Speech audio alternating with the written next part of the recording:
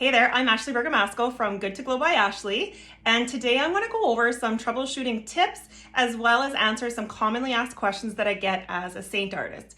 So if you use Seint or you're thinking of using Seint, stick around because you might find these tips helpful. Okay, so the first thing we're going to talk about is what happens if your skin feels sticky or tacky or oily after trying the makeup.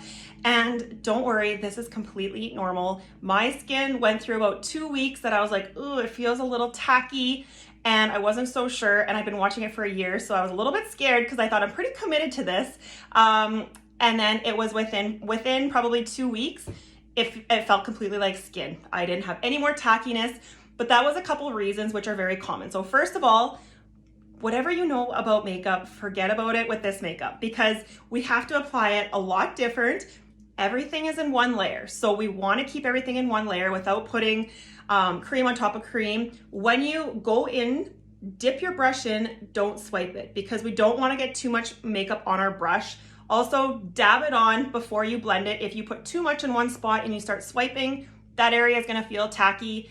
The other thing is your skin takes time to adjust. And if you've been using liquid foundation or powder foundation, your skin is going to naturally be producing more oils to try and keep up because those are both drying. Liquid foundations are water-based, so when you put them on your skin, the water evaporates and then your skin produces more oil because now you have a dry substance left behind. Whereas cream, it kind of sits on your skin and we don't need that extra moisture, but your body's still producing it. So it takes time, your skin will adjust, but also make sure you're not putting on too much product. If you feel like you are going through your tints too fast, if this doesn't last, your main highlight color doesn't last at least 2 months or more, we probably need to get you a darker shade. And you might not be ready to go completely to a darker shade, but these creams work so well together. You would just dip into the 2 shades and use it so it's a little bit darker and you won't feel like you need so much product to cover an area on your face. So the next question is, what happens if my face has spotty or flaky or patchy spots on it? So more than likely this is going to be a skin problem. We need to take care of our skin because no matter what kind of makeup you wear, it's not going to leave a beautiful smooth finish if you have dry patchy areas under your skin. So make sure you're exfoliating once a week. You can use a chemical or you can use a physical exfoliant. Let me know if you want more information on that. I can help you. There's lots of great ones out there. We do have a skincare line if you're interested in that. And make sure you're moisturizing. Your skin needs moisture and you're gonna find that your cream makeup just glides on so much easier on moisturized, healthy skin. And if I had to recommend a cream, I love our cream. It's probably my favorite product from the skincare line. The cream and the washcloths, because they're so gentle, they're velvety smooth and they wipe your makeup right off at nighttime. But find a good moisturizer, whatever you prefer, and make sure you're taking care of your skin. That is gonna help reduce those patchy spots. The other thing is, if you find your contour, for example, is looking a little bit patchy and like it's kind of getting absorbed by your pores, we probably have the wrong color. So just let me know. You have 30 days, we can exchange it, or I can make recommendations to another color. Maybe we're a little bit too warm or a little bit too cool. We can find a new color that is going to apply easier. The other thing is your highlight colors, so your main colors on your face. If it's looking a little bit chalky like on your skin, it's probably too light. If it's looking a little bit too orange or yellow, it's likely too dark. So if those are the issues, let me know, and that's just an easy fix, and I will help you get back on track. Next question is, I have oily skin. How do I wear cream makeup? Because we generally think oily skin and cream makeup do not go together, but I have many customers with oily skin that have found a major improvement in their oil production because they're putting moisture back into their face. So I can suggest using setting spray, whether you use our setting spray, which is amazing, or if you have a setting spray, use it, put it on your face before you apply your makeup, or else you can put it on a beauty blender or a sponge, put it on your face. It's gonna kind of help act as a bit of a primer, and it's gonna kind of help that oil production. Put your makeup on and then set again. If you find that your face is looking too oily, especially in the T-zone, we have vanilla dust setting powder, or find a translucent setting powder and just dab it on those areas. Your makeup will go nowhere and it's just gonna take down that shine while your face adjusts. So if you have oily skin, you might find it takes time again for your skin to adjust to having more moisture put in it so that your oil production can slow down. You might have to use some setting powders to mattify it just a little bit.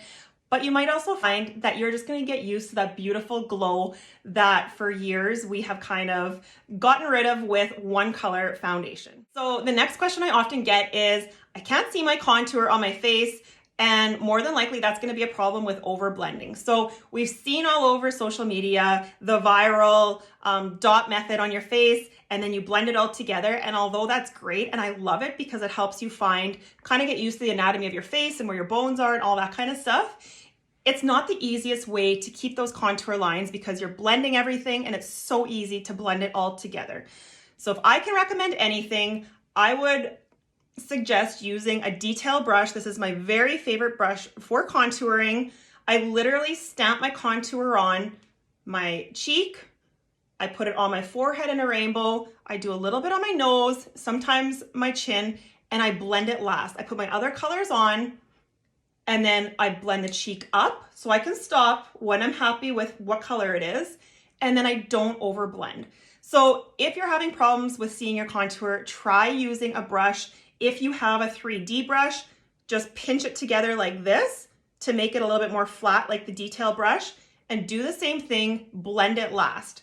Then when you go in with your bronzer, so you're gonna put your bronzer on, even if it's a little bit dark, you're just gonna finish blending it in. And watch, you are gonna have the most beautiful contour line. Now, if you find that your contour and your blush are not staying, you have the contour or the blush color that you want, and within a couple hours that color is gone, we probably need to go a little bit darker. Let me know and I can make different color recommendations for you. I often get asked, I ordered this new lip and cheek color, and when I put it on my cheeks, there's hardly any color to it. So we have 3 different lusters of lip and cheek colors. If you ordered a gloss, it is gonna be a lot more translucent. I'll just show you, this is Desert Sunset. As you can see, it's a gloss. So it's gorgeous. I love it over top of pretty much anything on my lips or just by itself, but it's not gonna have a whole lot of color. And when you do apply it to your cheeks, you're gonna have a little bit of that tacky finish because it's a gloss. Just think of a lip gloss putting it on your cheeks. We go into the mattes and I take Pink Grapefruit, for example. When I put it on, it's going to be very pigmented, a lot different than that gloss. So just make sure you know that there are different lusters with our lip and cheek colors. So don't be surprised if there isn't as much vibrancy to your gloss colors, and they could leave, or they will leave, a bit of a different texture on your skin if you're using them for your cheeks. Okay, so another question I often get is, do I need to use all Seint products to make this system work? And the answer is no, by all means not. If you have a favorite long-staying lip color, a favorite eyeliner, something that you love doing your eyebrows with, this is just a piece of the puzzle. It is amazing how everything is all in one compact. I can take my whole makeup bag like this, but if you found something that you absolutely love, this can work right alongside of it. The only exception to that would be the brushes. So I have had several ladies try brushes they already own, because brushes are an investment, to save a few dollars. And 100% of the time they have come back because they're not getting the same application from brushes that are not meant for cream makeup. And once they get our brushes, which are synthetic, they were designed for cream makeup, they are just the right density to apply it smoothly, they have much better luck applying. So that would be the one thing that I would say, stick with Seint brushes to go along with our makeup. Other than that, there are no rules, it's just makeup. Okay, so the last thing I want to talk about is if you find you've been using your makeup and now you're getting some breakouts, or maybe your makeup's not going on smoothly, or it's getting a little bit patchy and it's not working as good as it was, you may need to clean your brushes. And the makeup is amazing, but it's a cream. It's gonna get stuck in the bristles and it can produce mold, which can irritate your skin and cause breakouts, we have an amazing brush cleaner. It's just spray on, wipe it off. Your brushes are clean, they're sanitized, they're conditioned and good to go. It is so slick. If you have a brush cleaner at home, use it, and your brushes will be good to go, and you're gonna find your product goes on smoother, and you're going to avoid getting those breakouts. So there's often some confusion about highlights, because in the makeup world, a highlight is that beautiful shimmer or sparkle that we put on our face. In Seint world, the highlight is our main skin color that we use to just even out our skin tone. And it's also a couple shades lighter than our main skin color that we're gonna use to add that bright of popness to our eyes, to the middle of our face, so that when we put our contour on, we have that beautiful 3D effect. So that is a highlight. So you can think of it as like foundation, concealer. We call it highlight. So our highlight of the makeup world is called an illuminator. This is an illuminator. These are our perfume illuminators, but I'll just show you. Our illuminators have shimmer to it. So when I say put your highlight under here, you don't want to put your illuminator because it's going to leave it all shimmery. Your illuminator goes on the high points of your cheekbones. You can put it right down the middle of your nose. You can put it under your eyebrow, middle of your face, anywhere you want a beautiful kind of like glow from within. Ooh, this is the perfume and it smells so good. That is illuminator. So I've had a few people, and other artists have as well, that have kind of got the highlighter and illuminator mixed up, but you don't want to have a bunch of shimmer under here. It's just going to attract a lot of attention to any fine lines or wrinkles. Okay, so the next question is about blemishes. So if you have acne on your face, we might need to color correct that acne before putting our main highlight color on. So if it's a larger area, I can recommend we could use Aspen, which has a bit of a gray-green undertone, which will cancel out the redness. We might have to use June, which has a bit of the green undertone and cancels out the reddy pink. We could possibly get into Demi if you just have a couple that you want to color correct.